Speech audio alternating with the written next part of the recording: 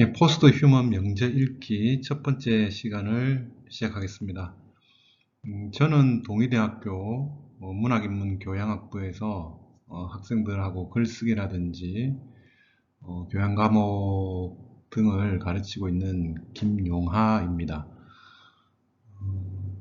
원래 이제 학생들하고는 이제 글쓰기 등을 이제 교양 과목에서 만나기로 했고, 글쓰기뿐만 아니라 이제 이 포스트 휴먼과 관련된 다양한 어떤 학문 분야라든지 특히 이제 교양으로서의 어떤 포스트 휴먼과 관련된 논의들에 이제 관심이 좀 많이 있습니다. 그냥 어떤 전공의 관점에서도 포스트 휴먼이라고 하는 이 현상에 접근할 수도 있겠지만 어떤 기본적인 어떤 소양으로서 포스트 휴먼이라고 하는 이 현상을 쉽게 좀 접근할 수 있는 방안에 대한 고민들이 많이 있고요.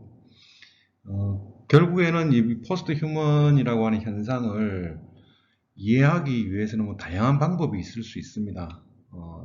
예를 든다면 포스트 휴먼과 관련된 어떤 공학적인 어떤 지식들을 탐색할 수 있는 방법도 있을 테고요. 그런 어떤 방법, 전공의 어떤 관점에서 접근을 하다 보면 이 포스트 휴먼에 대한 논의들이 아주 공학적 언어로 이렇게 설명이 되었기 때문에 쉽게 좀 접근하는 데 한계가 있습니다. 그래서 더 구체적으로 이제 이 포스트 휴먼이라고 하는 거에 대해서 이제 관심이 있고 심화 학습을 하기 위해서는 전공의 영역에서 접근할 수 있겠지만 뭐 저 같은 어떤 뭐 저를 포함한 우리 일반인이나 우리 일반 학생들이 이 포스트 휴먼이라고 하는 이 현상을 이해하기 위해서는 교양의 어떤 관점에서 한번 좀 접근해 볼 필요가 있지 않을까 하는 생각입니다. 물론 제가 교양 과목을 이렇게 가르치고 있지만 뭐 교양만이 중요하다, 전공은 필요 없다, 혹은 뭐 전공이 중요하다, 교양은 필요 없다 이런 양비론적인 어떤 입장보다는 전공은 전공대로의 어떤 관점에서 포스트 휴먼 현상을 심도있게 이렇게 또 접근할 수도 있고 또 이 전공의 어떤 포스트 휴먼 접근이 좀 더 이렇게 윤택하기 위한 어떤 기본적 베이스로서 교양의 어떤 접근에서도 포스트 휴먼 현상을 좀 비판적으로 좀 이렇게 고찰할 수 있는 상호 간의 긴밀한 관계를 맺고 있지 않은가 하는 생각이 듭니다. 그래서 아마 연속적으로 그 기회가 되는 대로 포스트 휴먼 이 명저라고 하는 타이틀을 가지고 어떤 좀 짧은 영상이지만 이런 현상들이 지금 우리 시대에 논의가 되고 있구나라고 하는 것들을 한번 체크도 하고 이를 발판 삼아서 포스트 휴먼이라고 하는 어떤 좀 낯선 현상이 물론 그 예전에 견주면은 포스트 휴먼이라고 하는 단어가 많이 일상화 되기도 한 측면도 있습니다. 그런데 이런 포스트 휴먼이라고 하는 현상이 너무 세속화되는 과정에서 좀 간과한 부분들 이런 것들은 좀 우리가 심도 있게 한번 생각해야 되지 않겠나는 생각이 들고 그럼 전공과 이제 교양의 어떤 관점에서 포스트 휴먼에 대한 어떤 접근을 한다고 했을 때 그 전공과 교양의 어떤 카테고리에서 이제 공통분모로서 이제 쉽게 좀 접근할 수 있는 방법은 역시 우리가 대학 사회에서 이제 이렇게 포스트 휴먼이라고 하는 것들에 대한 논의가 진행되고 하니 포스트 휴먼을 다루고 있는 어떤 책들을 중심으로 한번 살펴보는 시간이 더 유효하지 않을까 하는 생각이 들고요. 그래서 뭐 포스트 휴먼적인 어떤 현상과 관련된 어떤 다양한 분야의 어떤 명제들을 중심으로 어, 우리의 일상에서나 또 학문에서도 이렇게 맞닥뜨리게 되는 이 포스트 휴먼이라고 하는 이 대상을 좀 더 이렇게 심층적으로 이해할 수 있는 시간이 좀 되지 않을까 하는 생각이 듭니다. 그래서 향후 앞으로는 그 포스트 휴먼과 관련된 뭐 영화라든지 뭐 미술이라든지 다양한 게 분야의 어떤 논의들이 있을 수 있겠지만 포스트 휴먼과 관련된 어떤 명절을 중심으로 저는 한번 여러분하고 이런 이야기를 나눌 수 있는 시간을 가지려고 합니다. 길지 않은 시간 속에 이 명저의 어떤 주장이라든지 어떤 쟁점 등을 제 나름의 어떤 관점에서 한번 풀고 해석하고 제 입장도 한번 이렇게 드러내는 하나의 뭐 길라잡이 정도로 여러분이 좀 보시면 되지 않겠습니까? 그래서 첫 번째 시간으로는 이제 대량살상 수학무기라는 뭐 어마어마한 어떤 그 임팩트가 있는 책 제목인데 해당 책을 중심으로 우리가 포스트 휴먼과 관련된 현상들이 한번 접근해 보려고 합니다. 어렵지 않으니까 여러분들이 이 주어진 시간에 영상을 통해서 차근차근 이 포스트 휴먼이라고 하는 현상 혹은 관념을 구체화할 수 있는 시간을 좀 맞이하기를 바랍니다. 네, 그럼 포스트 휴먼 명제 읽기 첫 번째 시간을 시작하겠습니다. 예, 이번 처음 이 포스트 휴먼 첫 번째 이제 이분께서 하는 대전제는 이런 것 같아요. 수학의 세계는 신의 세계와 유사하다는 관념을 표현하고 있는데 예전에 같으면 신 중심의 세계에서 인간 중심의 세계로 이행을 했을 테고 이제 이 인간의 시대를 가로질러서 과학이라든지 수학이 우리 삶에서 차지하는 범위가 굉장히 커졌겠죠. 그런데 참 역설적이게도 이 수학과 신은 참 이렇게 서로 매개할 수 없는 영역인데 이 필자는 수학이라고 하는 게 예전에 신이 가졌던 권능처럼 만능을 구사할 수 있는 역량이 있지 않은가 하는 생각이 들고 그러다 보니 신의 어떤 영역에 대해서는 인간이 범접할 수 없었던 것처럼 현대 사회에서는 이 수학이라고 하는 세계에 어떤 문제점이 생기더라도 범접할 수 없는 그런 문제가 생긴 거죠. 그러니까 그 이면에는 수학과 신이라고 하는 데서 상징되어지는 것처럼 완벽함이라든지 이런 총체적인 어떤 것들이 온전하게 구현된다라고 하는 신뢰성이 이제 기반이 되어 있는 거겠죠. 그 신뢰가 없다면 뭐 신의 존재라든지 수학의 존재를 수용하기가 힘들지 않겠습니까?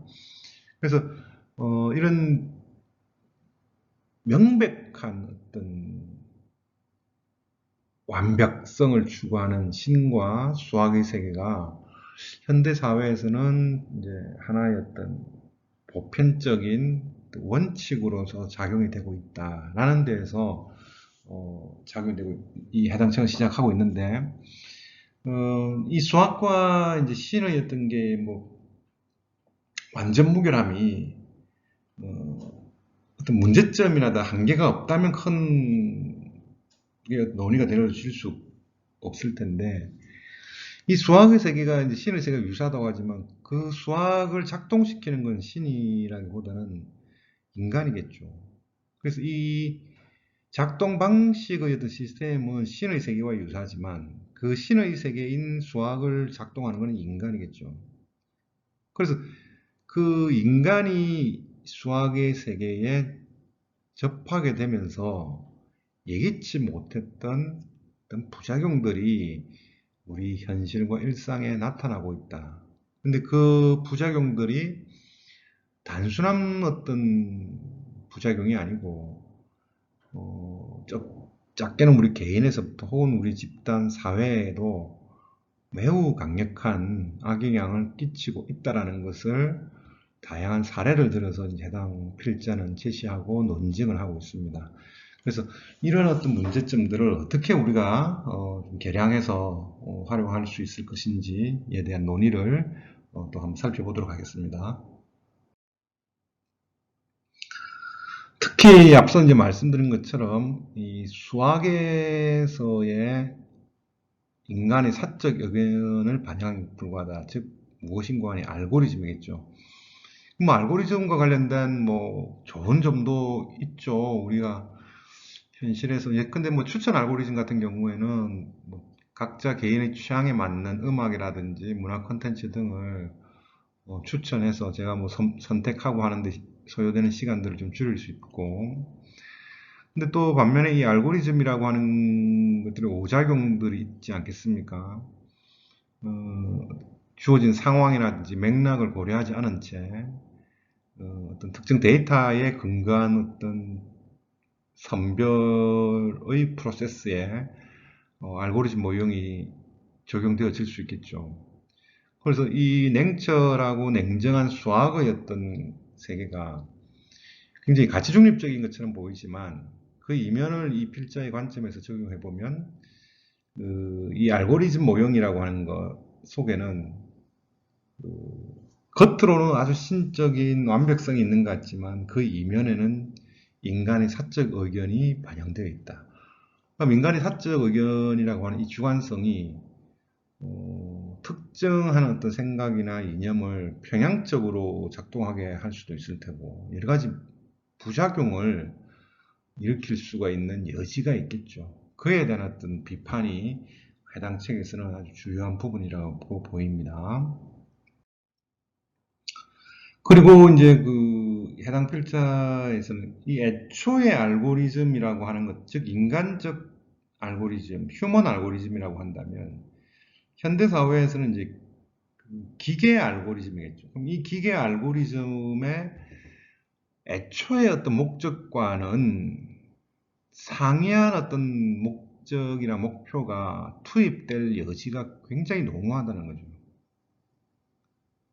그러니까 인간을 행복하기 위해서 만들어 놓았던 어떤 테크놀로지가 역설적으로 인간을 불행으로 이끌 수 있는 코스로 이런 알고리즘이라든지 데이터가 수학적 가치 중립성에 기반해서 적용이 된다는 거죠.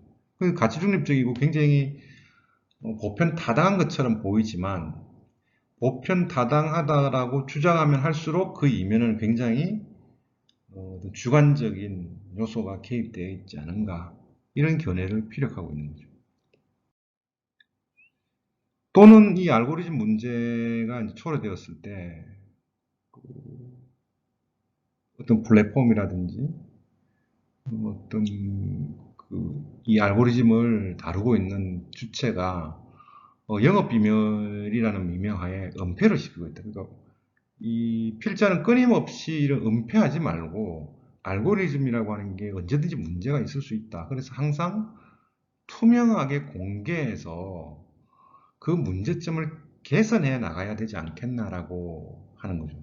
그러니까 신의 어떤 말처럼 전지전능한 어떤 수학의 가치 중립성에 기반해서 알고리즘을 도출해가지고 인간의 삶의 어떤 데이터 값을 제시했을 때 반드시 적용되어질 수 없는 어떤 문제도 있을 수 있단 말이죠. 근데 그런 문제가 생겼을 때에 해당 책에서는 영업비밀이라는 표현을 가지고 숨겨버린다는 거죠. 그건 오류라든지 오작동을 인정하지 않게 되는 거죠. 왜 그런 문제가 생긴 거에 대한 근원적인 이유를 파악하기 힘들게 되겠죠. 그런 부분들을 좀 개선해 나가야 된다. 이런 말을 하고 있고요. 그러면 왜 이런 알고리즘이나 수학이라고 하는 이 영역이 무엇인가 어떤 문제를 초래하게 됐는가? 이제 이 필자는 효율성과 수익성의 최적화에 맞추어져 있기 때문입니다. 그러니까 굉장히 민주적이고 어떤 보편 타당함을 주장하는 것처럼 보이지만 그 속내를 잘 들여다보면 아주 그 고도의 합리성에 근거해서 어떤 효율적인, 특히 이제 그 수익성을 창출하기 위한 최적화된 어떤 모델을 수학의 이론적 근거를 제시하고 그 작동 방식으로 알고리즘이라든지 데이터를 활용하고 있다. 그런데 이제 비판이 초점이 맞추어져 있죠. 그래서 그런 부분들을 이제 어떻게 인식하고 대체할 건지 그에 대한 논의가 이제 다루어지고 있습니다. 그리고 또 한 가지 문제는 이제 현실의 어떤 문제나 양상을 반영해 수정하지 않고 원하는 현실을 창조하는 거죠. 그러니까 주관적인 어떤 특정 목적이 개입될 소지가 농후하다는 거죠. 그러니까 굉장히 가치 중립적인 거라기보다는 매우 주관적인 오남용이 투입될 여지가 있지 않은가. 이에 대한 비판이 굉장히 냉철하게 진행되고 있습니다. 그래서 이 필자는 알고리즘이라고 하는 것들의 오류 혹은 뭐 인공지능의 오류 있을 수밖에 없다. 그건 기계의 형상. 하물며 인간도 마찬가지고. 근데 그 인간도 어떤 문제가 초래되었을 때는 상호 간의 대화라든지 또 의사소통을 통해서 해결하는 것처럼 이 알고리즘의 오류를 극복하기 위해서는 지속적인 피드백이 필요하다. 굉장히 중요한 주장인 것 같고요. 그러니까 오류가 없다라고 얘기해서는 안 되고 오류가 있을 수 있다는 가능성 하에 만약에 발생되었다면 그 오류를 어떻게 우리가 지속적으로 상호간에 피드백하면서 개선하고 수정하고 보완할 건지 이에 대한 논의가 필요한 거지. 알고리즘은 신과 같다. 수학이 이론적 근거로 가치중립적으로 완벽함을 추구한다라는 전제하에 그럼에도 불구하고 초래된 어떤 문제점에 대해서는 은폐를 해버리게 된다면 이 알고리즘과 관련된 문제를 근원적으로 해결할 수 있는 기회를 박탈하게 되는 거겠죠. 그래서 그런 어떤 민주적인 지속적인 피드백이 중요하지 않은가라고 주장을 하고 있고요. 그 다음에 그 시스템의 이제 공정성이죠. 요즘에 뭐 알고리즘 책무성이라든지 공정성이라든지 이런 어떤 이 기계의 공정성이나 책무성을 요구하는데 앞서 제가 말씀드린 것처럼 이 기계 머신을 작동하게 되는 그 주체는 기계가 기계를 할 수 있는 영역도 이제 앞으로 나와질 수 있겠지만 궁극적으로는 인간이죠. 그러니까 인간의 어떤 한계나 오남용의 여지를 기계에게 책임을 전가하고 있는 건 아니냐는 주장도 지금 하고 있는 거죠. 그래서 그런 인간이 제어할 수 있는 알고리즘이라든지 이런 것들에 대해서 한번 좀 면밀하게 우리가 고민해 봐야 될 시점이지 않은가 하는 생각이 들고요. 그래서 이분께서는 이제 필자는 이제 알고리즘 같은데 인간적인 어떤 가치, 그러니까 알고리즘이라고 하는 건 어떻게 보면 굉장히 그 제한된 어떤 영역 내에서는 어, 인간의 어떤 역량보다는 탁월함을 보여줄 수도 있겠지만 그 아주 좁은 범위를 벗어나는 어떤 좀 넓은 범위에서의 알고리즘이 어느 정도 우리가 적용되어질 수 있을 것인지에 대해서는 좀 한계가 있을 수 있겠죠. 그리고 우리가 향후 앞으로 이제 고민해야 될 거는 그런 어떤 차가움의 어떤 알고리즘, 기계에 어떻게 인간의 어떤 원리를 적용하는 게 아니고 가치니까 기계가 지니지 못한 인간이 지니고 있는 좀 더 보편적이고 타인과 함께 이렇게 교류할 수 있는 어떤 가치를 반영해야 되겠죠. 굉장히 힘든 부분이겠죠.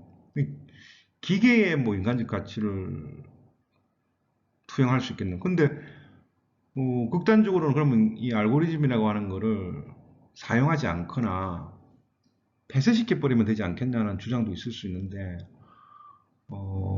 굳이 우리가 현실에 와 있는 이런 알고리즘이라든지 데이터라든지 이런 어떤 외적인 어떤 대상들을 굳이 배척하기보다는 그 나름의 어떤 기술들을 인간과의 그 매개를 통해서 새롭게 재해석하고 인간의 삶의 어떤 이론점을 확대할 수 있는 쪽으로 활용하는 게 더 중요하지 않겠습니까? 그래서 인간적인 가치라고 하는 건 또 생각해 보면 사람들마다 또 다른 무수한 가치들이 나와지겠죠. 그래서 그에 대한 논의라든지 이런 것들을 좀 표피적으로 진행할 게 아니고 조금 시간이 걸리더라도 다양한 각 분야의 전문가라든지 또 일반인들과의 대화라든지 의사소통 구조를 통해서 알고리즘이 혹은 데이터가 악용되어질 수 있는 것들을